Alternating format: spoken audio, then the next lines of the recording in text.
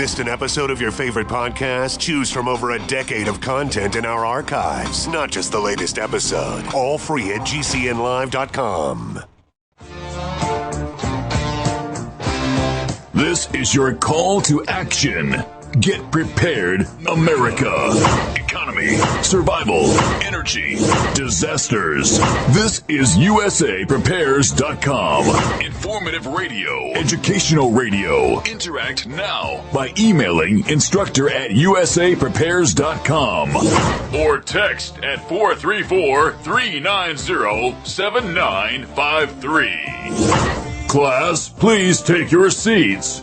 Now, your instructor, Vincent Finelli. Everyone all set, cocked, locked. Your dial set correctly to USA Prepares. We're delighted you're in class with us today. Brad is engineering the broadcast in Minnesota. I'm Vincent Finelli, and Rich Scheben is with us. Welcome, Rich Scheben. Well, thank you, Vincent Finelli. How are you this morning? Really, really well. Let me give out this number. Class, if you'd like to call us, maybe you want to vent, maybe you want to rant about something that's going on in your neck of the woods, share it with the rest of the broadcast classroom. 866-582-9933. That's Bessie. I don't know if you heard Bessie mooing right outside the studio window. She's a bottle calf. 866-582-9933. And the telephone listen line, you can listen to this broadcast 24/7 on your phone, 605-477-3249. So, Rich, I was thinking about something that you said yesterday, when we were on the phone off the air, just you and I were just chatting. And I believe that you said something like, and correct me if I'm wrong, you were talking with a government bureaucrat, and that person said, Rich Scheben, you are anti-government. Is that the vernacular, the verbiage that person used? Yeah, absolutely. They, as you know, if you're a regular listener to this program, I'm having a bout with the Department of Revenue, which has been very corrupt. They have said that, I have a finished basement, 2 finished bathrooms, all this stuff. They even said that I wasn't off grid. Somebody changed my valuation. So long story short, I've been in contact with them, and I even invited them in my home again to show them that I live off grid. I have no flushing toilet. I have no interior pipes. I have no finished basement, nor do I have 2 finished bathrooms. I don't even have 1 finished bathroom. I use the kitchen sink with gravity feed water to wash our dishes and wash our hands and things of that nature. So we live a little more rugged than most folks. However, when I was talking to the supervisor, she said, "Oh, well, Rich, I know you hate government." And I basically said, "No, I don't hate government. I hate overspending, overreaching, corrupt, manipulative, deceptive, non-transparent, non-accountable, too big." Basically, I just went on and on about that. And when I was done, she had nothing to say. Because this is what the narrative that a lot of these people use. They do not care about accountability. They are the God. And all they care about is fluffing their own nest, feathering their own nest with their big fat wages and benefit packages and pensions, and they don't care about the little people. They just make up valuations about your home, and they put this down on paper and tax you for what they think you have. Now, in Montana, if you have an unfinished home, like some of the examples I just mentioned to you, and I can mention more, one example that people use as an unfinished home is when you don't have siding on a portion of your home and you could see the Tyvek. Now, you get a heck of a tax benefit on your property taxes regarding your home, if indeed you have that.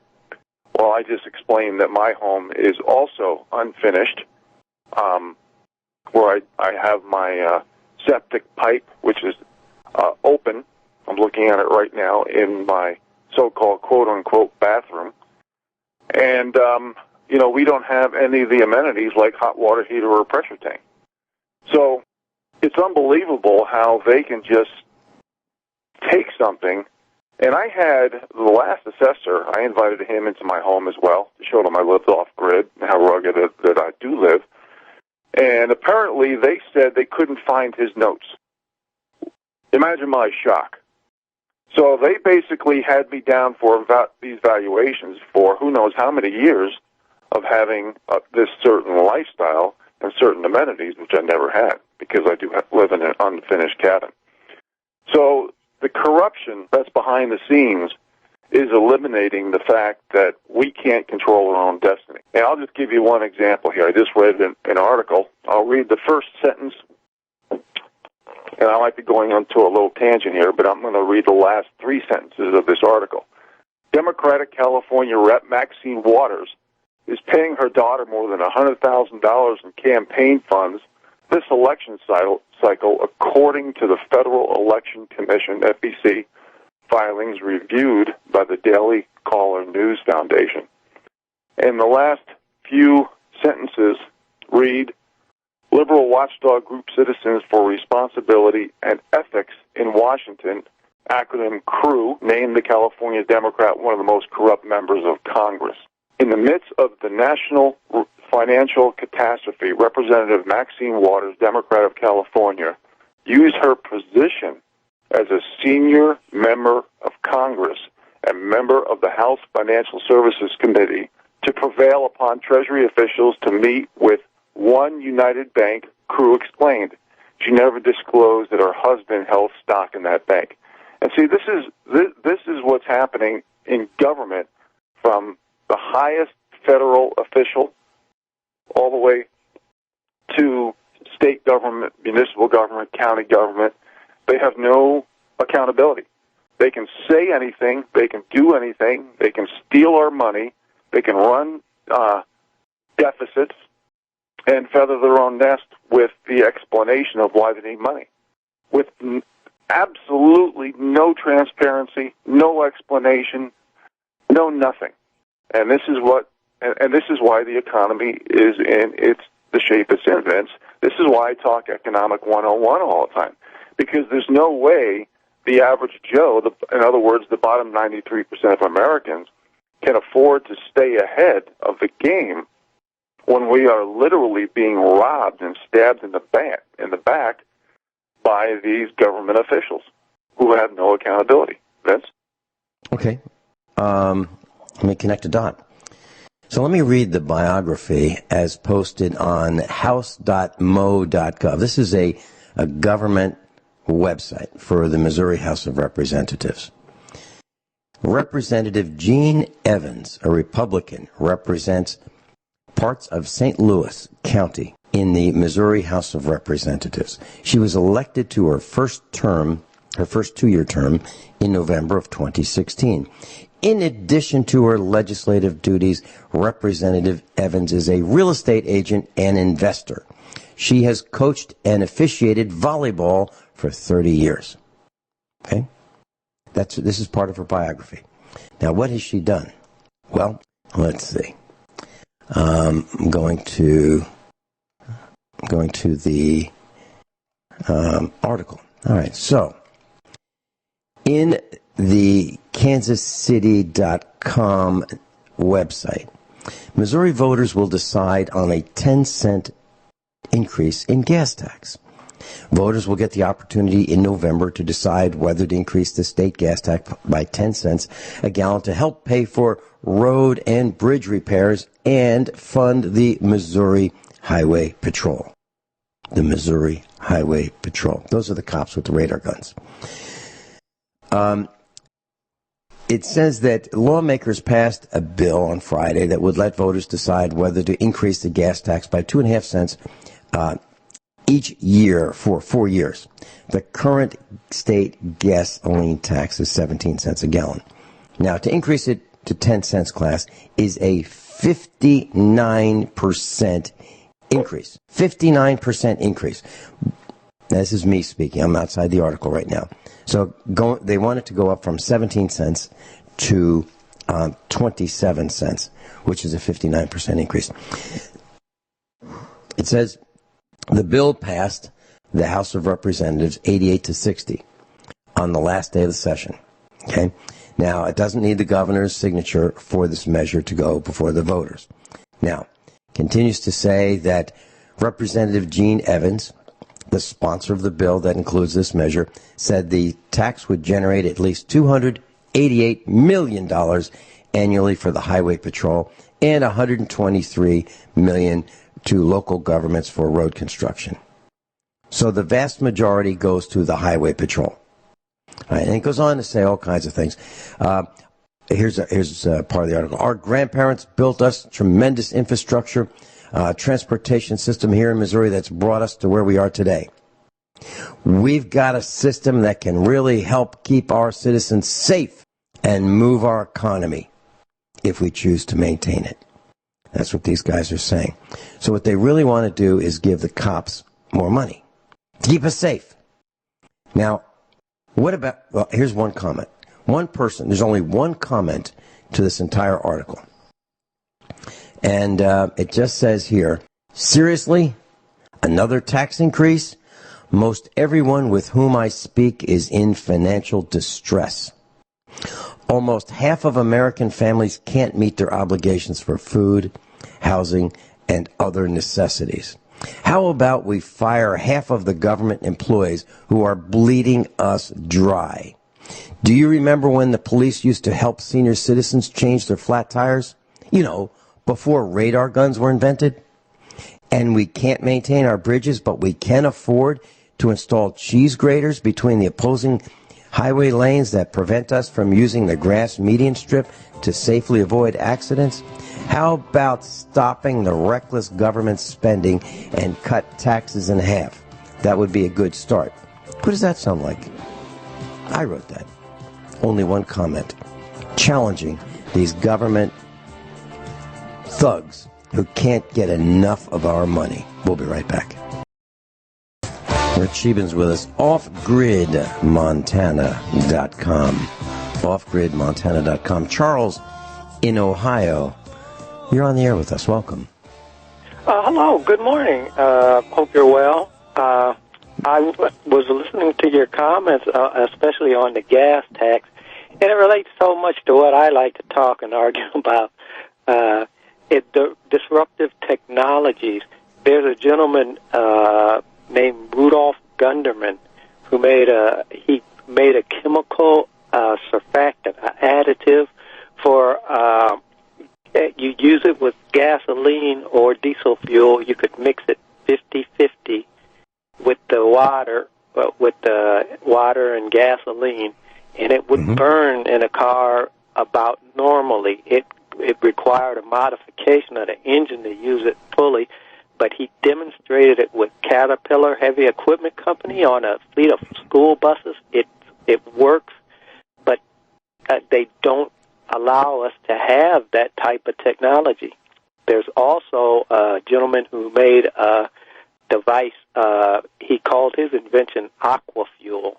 What he did, and people can do it at home, you take a carbon rod and you strike an arc with it using like 40 volts, and it will generate a burnable hydrocarbon fuel. And the electricity it takes to make it is it's economically feasible generating it this way. Charles, you mentioned the word surfactant, surfactant, and surfactants are compounds that lower the surface tension between two liquids, or between a liquid and a gas, or between a liquid and a solid. So, you know, if you have phlegm in your throat, it'd be great to have a surfactant to release that, you know, so you can just cough it right up. And so what you're talking about is a wetting agent, an emulsifier, a foaming agent, and you're talking about using a surfactant to combine fuel and water. Is that correct? Yes, it is. Absolutely. And so it kind of like if you have oil and vinegar that you've made as a salad dressing, you take a jar, for example, and you put some oil in there and you put some vinegar in there and you shake it up. By the time you take the lid off the jar and go to pour it, the oil and vinegar have separated. Right? So you're talking about adding a surfactant to keep the oil and the vinegar from separating. And then you can use that water and fuel mixture to go through the fuel injection system or the carburetor without separating out, which is the problem that we have, right? Exactly. That's exactly what he was addressing with his invention. And it's not only him. People started working. Other individuals started working on this after he announced what he did. But there were people who've done similar things before. And there were back in I believe it was the 60s. There was even a better one than his that combined alcohol, gasoline, and water, and it was a direct replacement. You didn't need to modify the engine; you could pour it in, and yeah, it does keep it. It does. The surfactant does keep it, the mixture, so it remains in a stable phase rather than switching back and forth and separating. And they tested it out in wintertime, and it didn't need to use drinking water. It could use the water distillation plants and filtering. You have separate types of water that comes off of them, so it wasn't required to use. In the Garden State, also known as New Jersey, many decades ago, there was a shortfall in revenue, so they implemented a temporary, something brand new. They never had this before. It's called the sales tax. And they taxed a lot of things. And they said, well, people were up in arms. They can't tax necessities, so food was exempt from sales tax at that time. But it was just like 0.5%, just temporary, to get over the shortfall. And then they had a small tax increase, only 0.5 cent, which doubled the amount of the sales tax from 0.5% to 1% to 2 to 3 to 4 to 5 to 6 to 7. And it just kept going. So these temporary taxes are just ways of getting in the door. Now, Charles, if you'd like to hold on for through the break, we can talk a little bit more about what is happening with the fleecing of us. We'll be right back. Class Rich Sheben's with us, and Charles has called in from Ohio. Charles, I just wanted to mention that you talked about the surfactant using to combine diesel or gasoline with water and using that in an engine. And what has happened in the past is that the governments don't like this kind of thing because they have a tax per gallon on gasoline. So the more gasoline we use, the more they love it because they get more revenue. Now, if we want to reduce... Excuse me? I said bingo. Yeah.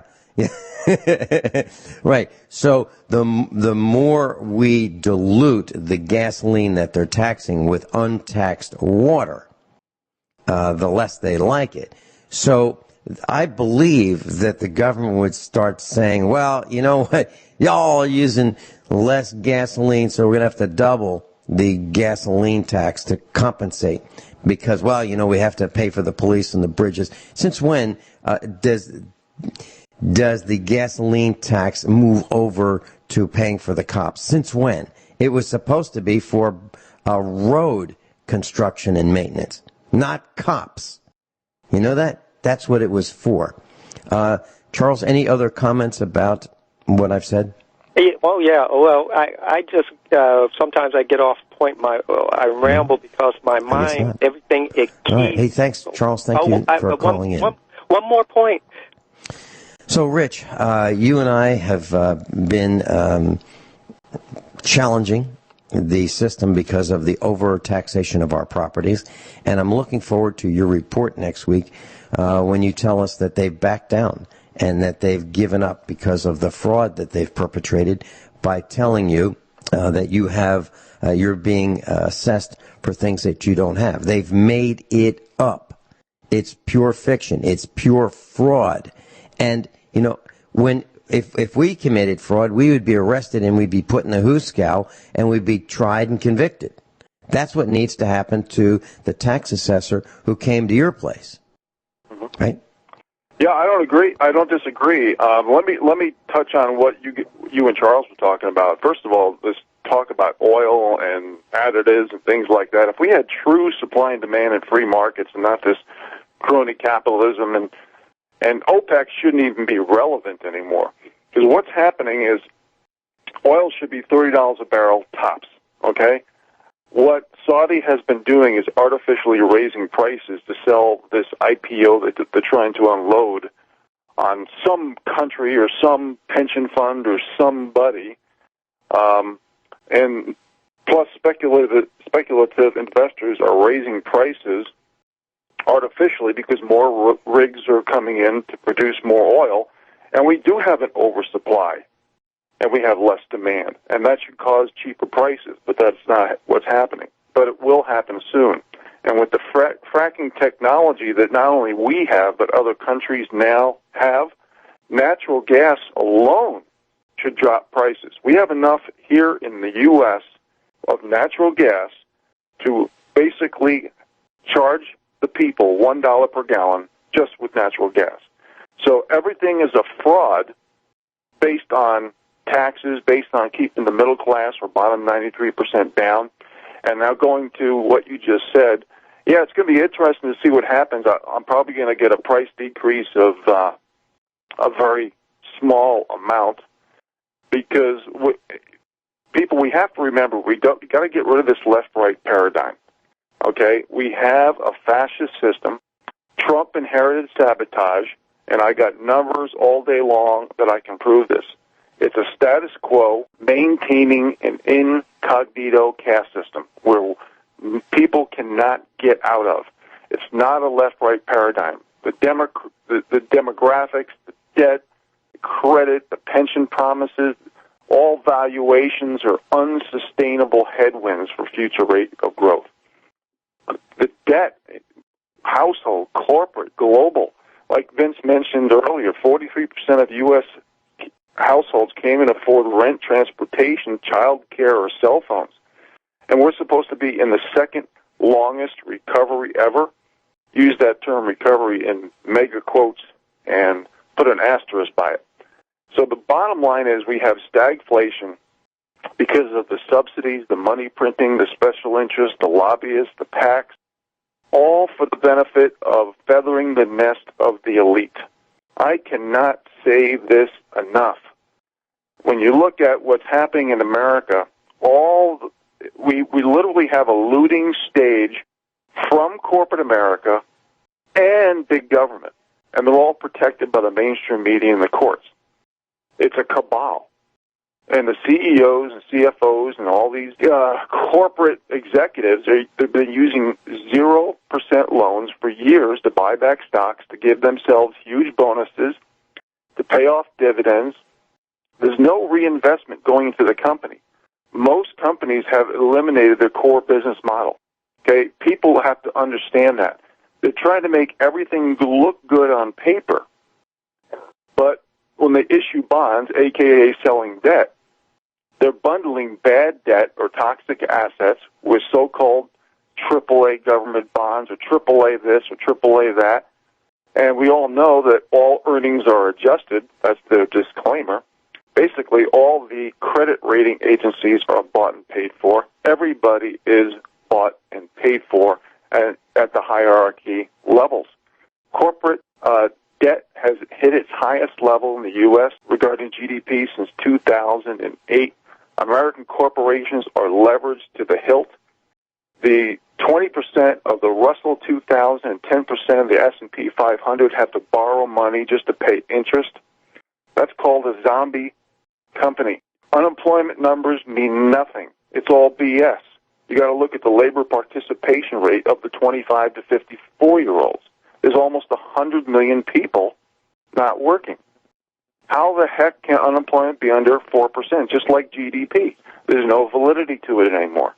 Depending on which author you read, it takes between $3 to $6 of new debt to create $1 of increased GDP. It doesn't mean anything. These are all bogus units of measure.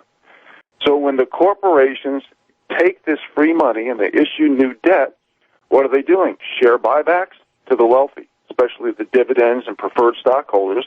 Keep in mind, 1% of the people own 83% of the stocks. 10% own 96% of the stocks.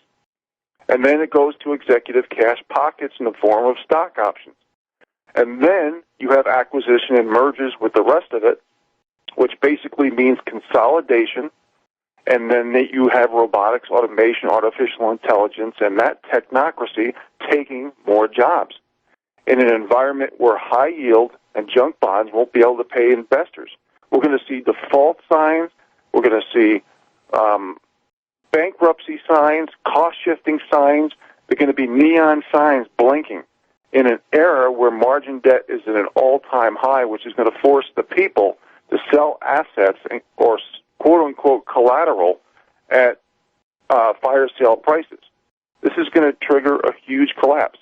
So what's happened is less products, and you have more money chasing less goods. They are manufacturing inflation. It's not through supply and demand. We are in a deflationary environment, folks. The bottom 93% is going to see stagflation. The bottom 93% has been in a recession. Okay, now most recessions are 6 to 9 months in the rear because they have to look back at the so-called data. Well, every book is cooked. I can guarantee you the bottom 93% is in a recession. Now, interest rates are a function of growth, wages, and inflation. Now, growth is not increasing, maybe through creative accounting. Wages are not increasing. Look at the savings rate. Savings rate and debt load are the two biggest barometers that the government and the people should be looking at, especially for the bottom 93% of health, economic health. Now, inflation is being artificially manufactured, hence stagflation. Basically, that means it's the worst of inflation and the worst of deflation. So you're going to have things going up in price like food, water, health care, college, insurance, taxes, lumber, housing, stocks, rent, transportation. A lot of things are going up in prices, but also a lot of things are going down. And the reason why those things are going up is because the system, and we'll take health care for an example, has been giving subsidies to the healthcare industries to disallow competition from small and medium-sized businesses. And, of course, they're asking for higher minimum wage laws, which eliminates more small and medium-sized businesses. They want more lobbying, which eliminates more businesses. These wild cards are basically a coup against the bottom 93% to govern themselves. So, and let me share a different perspective. Now, in this volatile interest rate, because we've had interest rates, we had a bear market in bonds for about 35 years, since about 1981, where interest rates came down. Now, there's always alligator teeth, but the charts show it goes down. Now, let's say the bull market in bonds is over. Okay, bonds have an inverse proportion relationship between the yields and the cost of the bond. So if we go into volatility with interest rates, and Vince, I mentioned this to you when we talked privately yesterday, most people don't realize that most bonds and CDs are callable. Now, let me explain what that means. If interest rates rise, the person who buys their debt, okay, that being you, the listener, you'll receive below market rates until maturity. So if you buy at 5%, rates go to 10%, you're missing out on 5% of the yield. Now, here is the kicker. You're saying, well, what if I buy at 10%? Well, if interest rates drop, you can expect the borrower, the company who issues the bonds, to get out of the deal. That's called a call, no pun intended.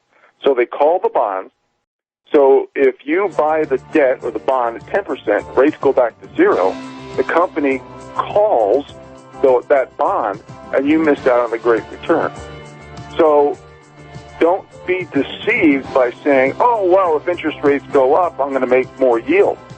That is not the case. And I can hear the music. Vince, we can pick it up on the other side.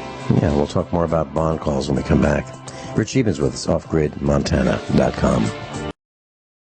Sheben's with us, offgridmontana.com. Rich, you were talking about bond calls. Please continue.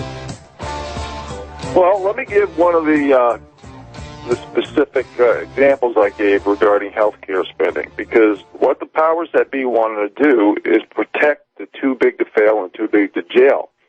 It doesn't matter what they do. You know, when you look at what's happening with big pharma and physicians, you can tightly connect the dots to a lot of these mass shootings because of all this psychotropic drugs, antipsychotic drugs that are out there that too many people are on. But that's another story. But when you look at healthcare spending as a percentage of GDP, we're higher than most countries because of big pharma monopolies. We should have insurance that crosses state lines amongst other things, but they have such powerful lobbying groups that there's no representation for the people. So when you look at Big Pharma, which has over 17% of GDP, which is healthcare spending, this is very, very bad. You throw immigration on it, and you look at our car insurance going up, our public education costs, increase in healthcare spending. This all leads to lower business startup rates. So what we need to do is create ideas and solutions, or a QE for the people. And Vince, I don't know if I'm going to have much time during this segment to talk about that, but we have racketeering in America, especially if you're a conservative or if you're trying to build commerce. It's being stifled. This Keynesian economic theory of believing that you can create an increased economy by changing the money supply is all wrong, because when you look at QE, and I've mentioned this many times, 95% of the money goes to the top 1 to 7%, and much more goes to the top 1 to 2% than the bottom 5, 6, 7%. So when you have central bank, top-down, no accountability, elite control, with corruption and manipulation, which we talk about often as we have today, and creating an incognito caste system or protecting the status quo, you have this top-down centralized system. That's another word for tyranny, austerity, dictatorships, socialism, communism. Basically, it's eliminating opportunity for the people to control their own destiny.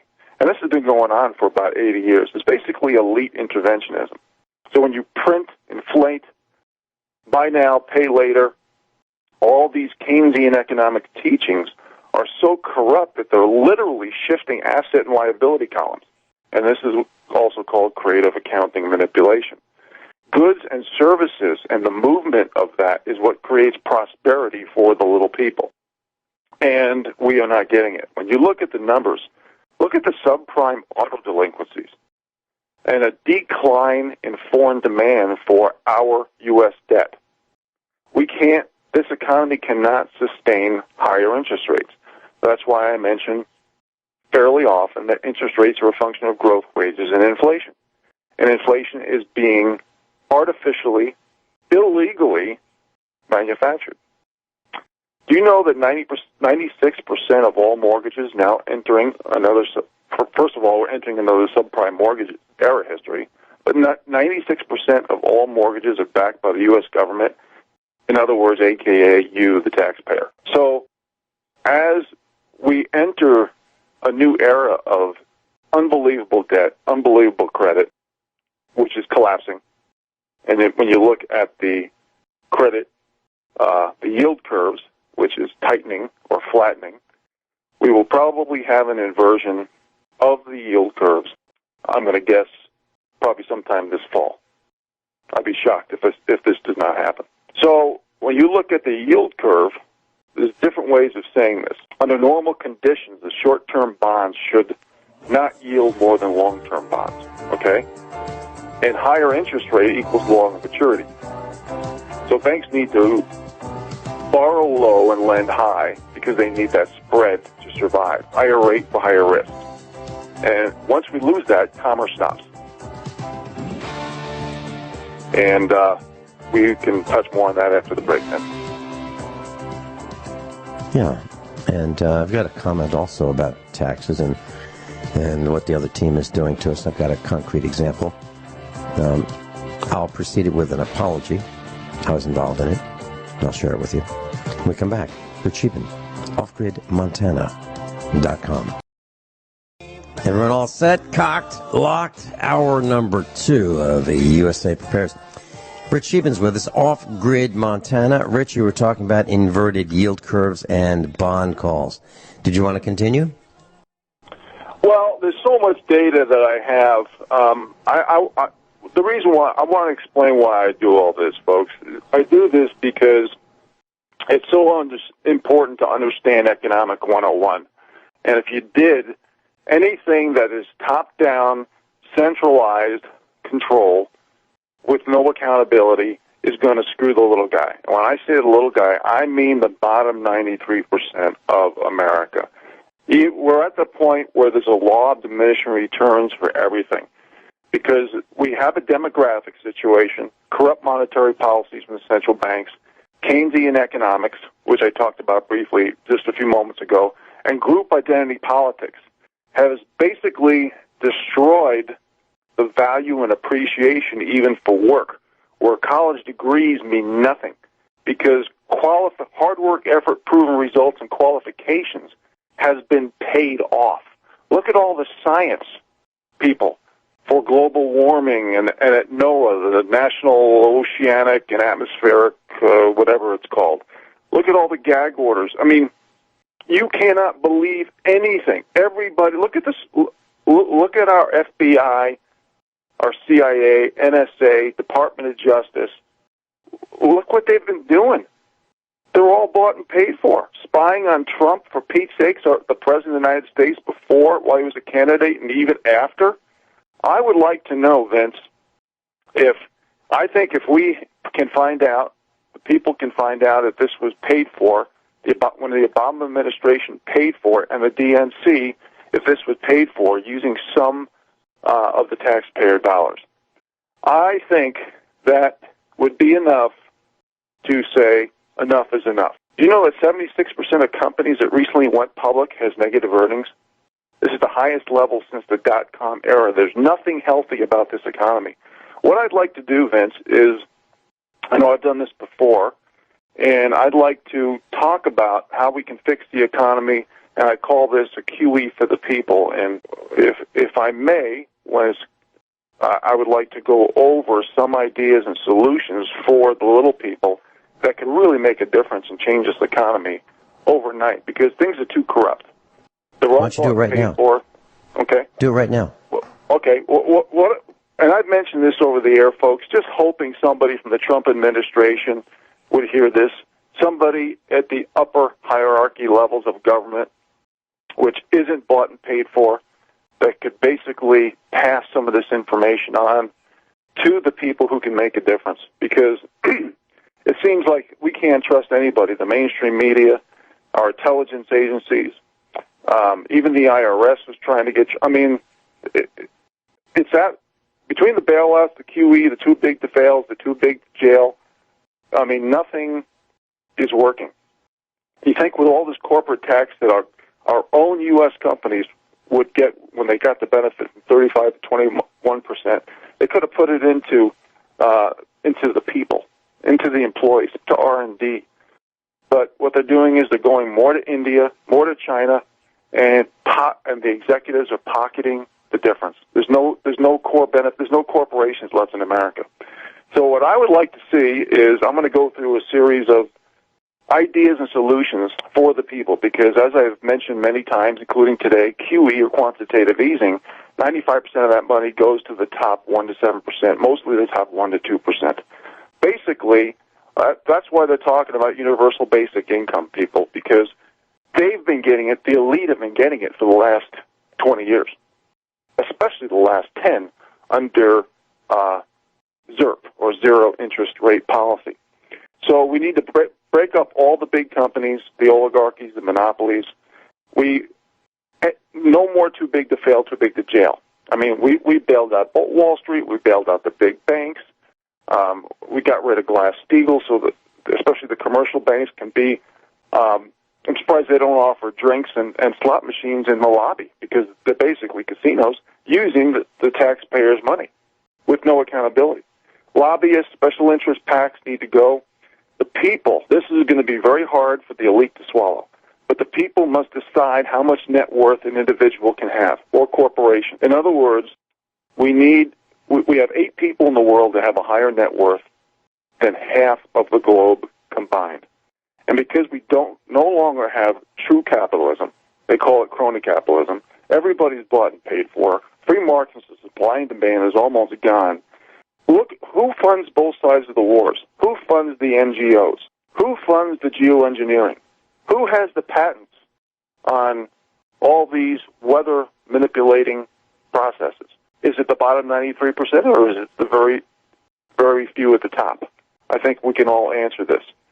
We need to say, okay, what is it, 3 million, 5 million, 10 million? The bank, and another good idea with this, we need to have negative interest rates to help the people. This can be a useful tool.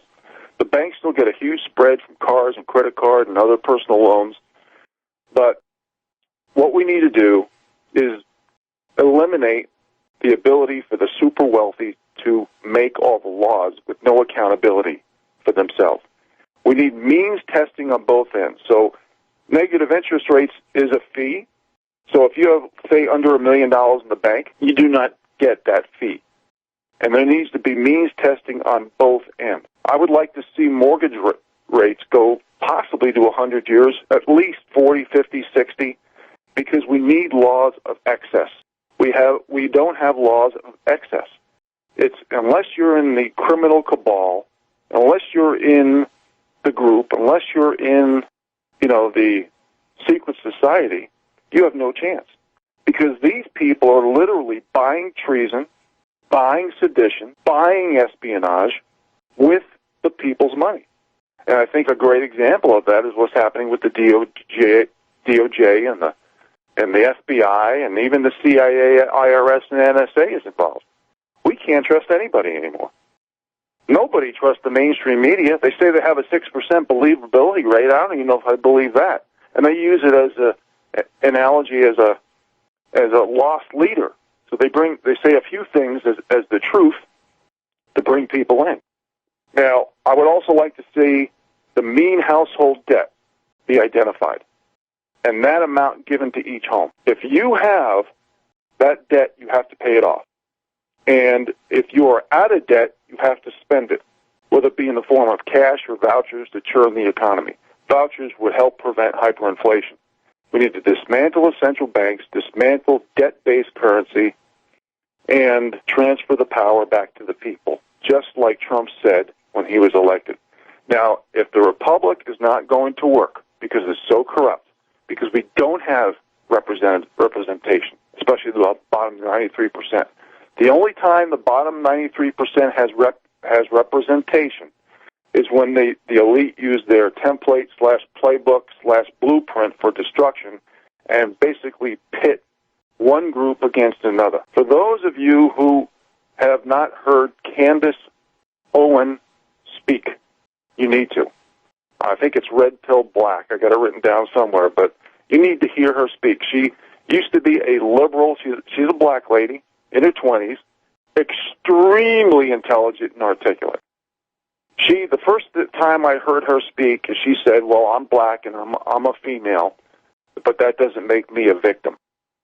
See, we've used group identity politics to lower the bars of standards and expectations so low that there's no value.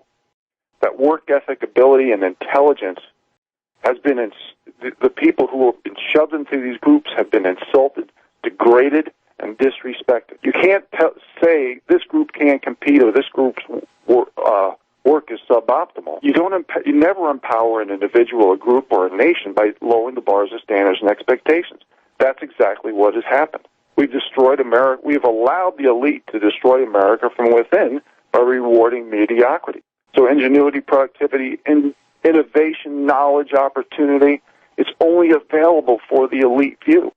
And most of what's happened is a construct of certain subsets under political correctness.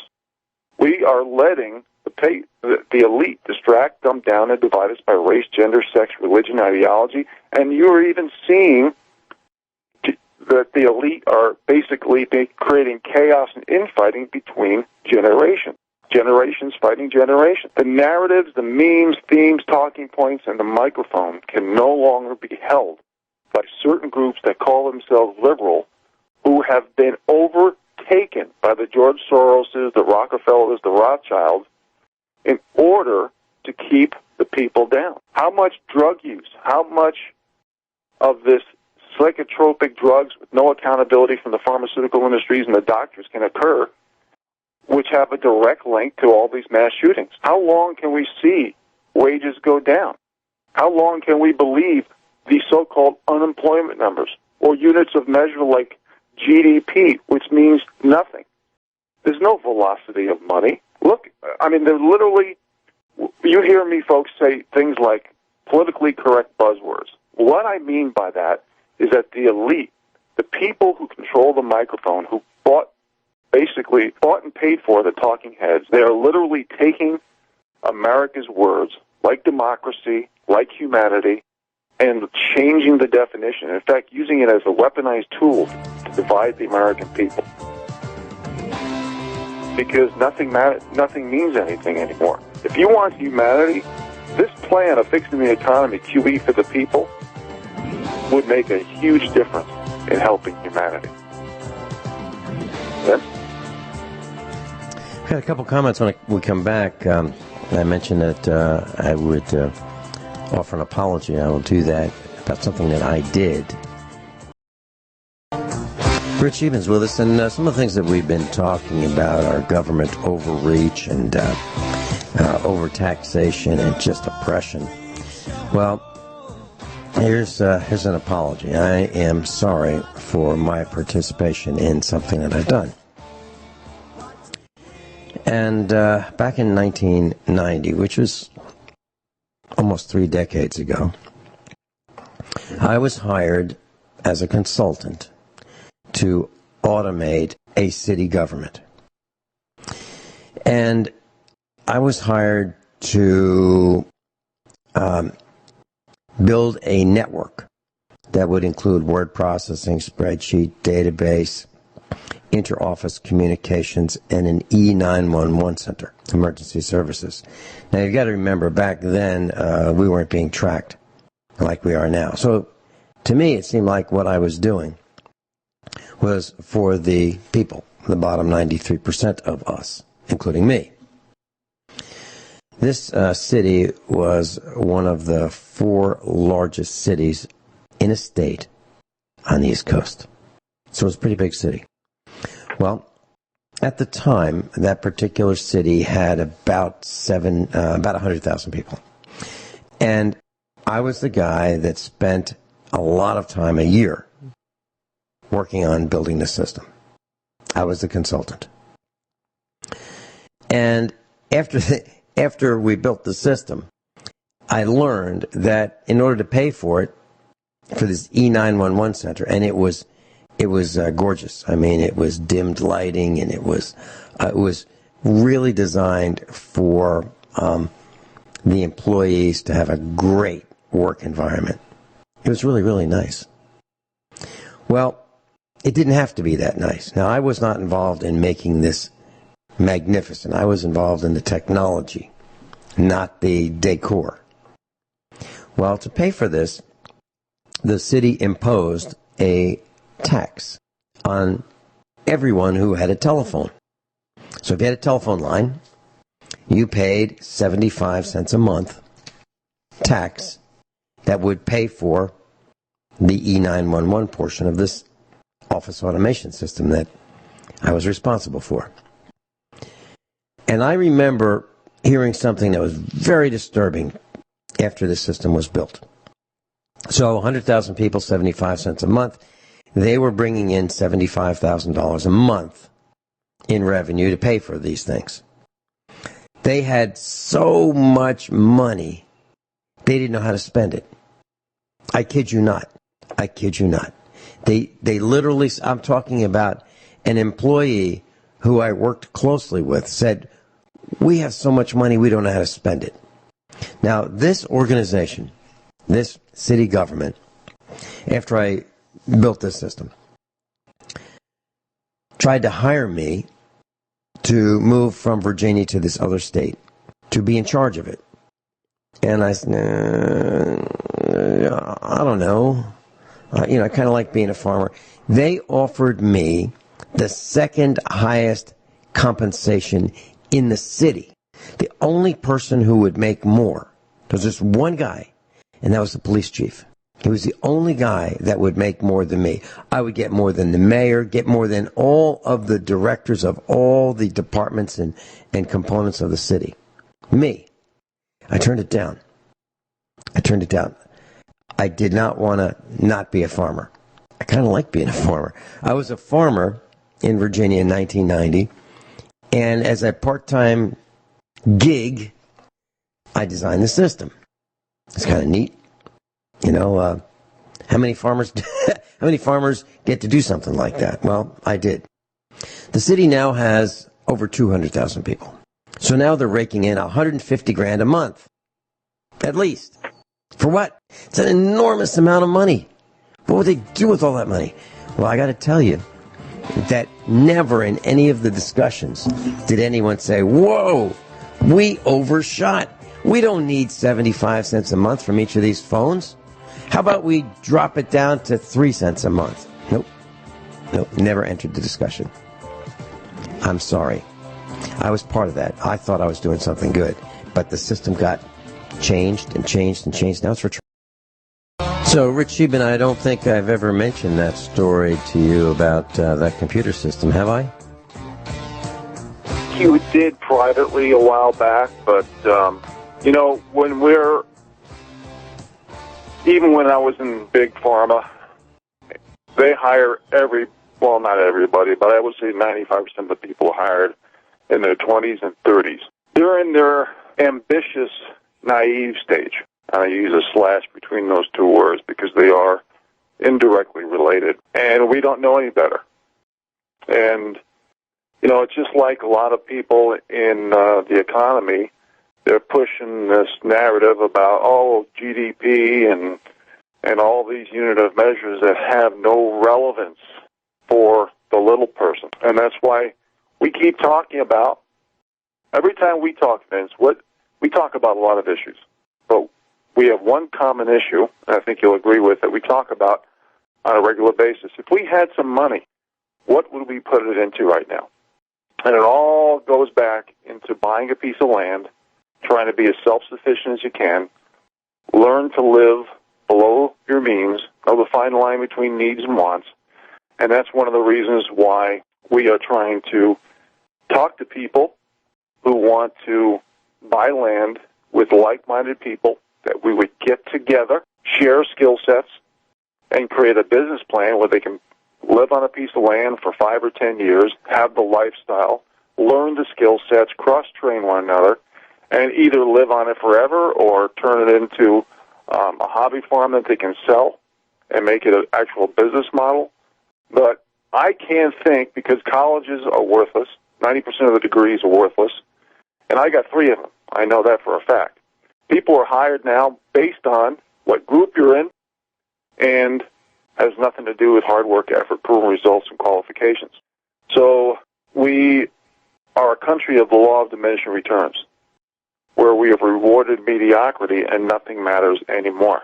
We're living in a emperor has no clothes society. So what do we do at this point? Where do we put our money? Where do we put our mind regarding skill sets and learning? How do we look at the glass half full? Where's the foresight thinking to go when you're thinking 2, 3, 4, 5 moves ahead? It all comes back for the little guy. There's only one real choice, and that is to live on a little piece of land, maybe with other like-minded people, and learn certain skill sets like gardening, raising animals, alternative energy, and just being self-sufficient. 90% of people live in urban, suburban America. Only 10% of us live rural, and probably 1/10 to 1/2, and I'm being very generous with that 1/2, of 1% live off-grid. But think about how we could change even the GDP, the infamous GDP number, if some of those people, not everybody, but just some of them, moved to rural America and started this idea. Now, when we talk about ideas and solutions, folks, I can guarantee you almost everything that we do, we practice what we preach. We're not asking you to do something that we haven't done. And we're running out of options because the fascist system that we have is corrupt, it's manipulative, it's deceptive. I gave the example of nepotism just with Maxine Waters, just from the article I read today. The little guy has no restitution under the law, has no protection under the law. We have a different set of rules, laws, and accountability based on what group you're in. And mostly it's the aristocracy managing the serfs. So what do? So, Vince, could you give out that email again, please, to the American people? Sure. If there's other people interested. What Rich is saying is if you think that what we do makes sense and you'd like some advice and counsel and you'd like to talk to us, maybe do broadcasts about it, maybe even do kind of like a small expo where, you know, we have some seminars and we teach these kinds of things. If you're interested in that, you can email us at instructor@usaprepares.com. instructor@usaprepares.com. You know, yesterday, Rich Scheben asked me a question that he's asked me before. This is off the air, and we talk. It's like, you know, sometimes we talk for over an hour or even longer. We talk about all kinds of things, and we talk about things that we think are important, and we share ideas, concepts, stories, what works, what doesn't work, what we've learned in the news, all kinds of things. And he asked me again yesterday a question he's asked me before, and I answered it the same way. And the question was what he just mentioned. If you had some money, you know, a small amount of money, what would you do with it? If you had some leftover money and you could invest it, you could, you know, put it in the stock market. He didn't say it this way, but what he was saying is, would you put it in savings? Would you put it in gold, silver? Would you buy stocks, bonds? What would you do? Buy land? You know, open-ended question. What would you do? And I said, that's easy. I've already done it, and I'm doing it. And I mentioned to him that I was looking outside, looking out the window, and I said I bought a used hay baler for $150. I bought another one just like it for $150. Bought a hay wagon for $400. So now I'm in the square baling hay business. So what would I do with some extra money? Well, it's really not extra money. It's money that I would use to spend on the farm, but I moved it, instead of buying other things, I moved it into some equipment. So what am I doing? Well, we have land, and we have fuel, and we have tractors, and I want to protect ourselves from risks that I see coming. So maybe farmers are going to get smaller and smaller and smaller in size because I see farmers disappearing, and young people are not taking up farming. So all that being said, there's still going to be some animals, there's still going to be some horses, and the round bales of hay that we bale may not work. So for $150 for a baler, and $150 for another baler, and $400 for a hay wagon, that's equipment that is all tax deductible. It's equipment I believe that I can sell if I had to and recoup my expenses. And it's usable. So what am I doing? I am spending the money that we earn on the farm to continue the farming operations. Spare parts, equipment, repairs, maintenance, those kinds of things. Am I doing anything extravagant? Absolutely not. And in the same line of thinking, now let me just share one little tangential story. I was in the truck yesterday with our son, and we were picking up a transmission. One of our neighbors had a truck that needed a transmission, and it's a real expensive proposition. It's a $2,000 proposition. Well, we found a transmission for $350. It was like a 200-mile round trip. So I had a lot of time with one of our boys in the truck, and we were talking. And I said, so I know that there's a family that's going to have a wedding in New York City. It's $190 a seat. $190 a seat. I said, okay, well, let's say it's just $100. Let's say you could get by with a wedding. You know, if you and your lady friend decide to get married, and you could get by with $100 a seat, $10,000. The average wedding in the United States is like $34,000 right now. So you get by with $10,000. You really scale it down. Is there something else that you could do with $10,000 that you might think is better? He said, yeah. I'd buy 2 sheep. I'd buy 2 sheep and get 4 cattle panels for $16 a piece. And I'd get a tarp, and I'd make a little protection, like a little hutch for the sheep to protect them from the elements. And I'd start raising sheep, and it would be about $500. Now, that was my son's answer to maybe part of the question that you have asked, Rich. What would I do? And here's a boy, a young man, he's 25. And that was his answer. So he's not thinking about doing stupid stuff. There's no such thing in his vocabulary as, let's go see the St. Louis Cardinals. Or some other ball team, with guys in short pants chasing a ball around a field for $100 a throw. Or let's go and have a fabulous steak dinner, for $200 for 2 people. That's not in our family's vocabulary. But what is in our family's vocabulary is hard work. Hard work, trying to do it a little smarter, a little more efficiently, a little better than we did it before. Each time we do it, whatever it is, doing it better, cheaper, faster, smarter, but still maintain quality. That's what we're up to. Now, if that makes sense to any of you, you might want to send us an email at instructor@USAPrepares, and I will share that with Scheben. Now, I've got to tell you, we are not overwhelmed with emails. We are not. As a matter of fact, I will share with you how many emails we have received. None. Not one. So what does that mean? Does that mean we are speaking, talking, sharing advice, and no one's listening? Is that what that means? Or does it mean no one's interested in what we're talking about? Or does it mean that people would like to, but they have determined that they're afraid?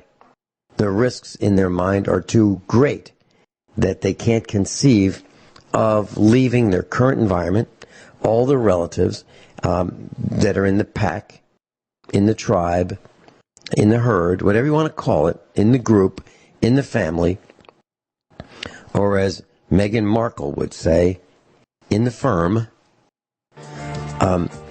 Is it that? What is it? I don't know.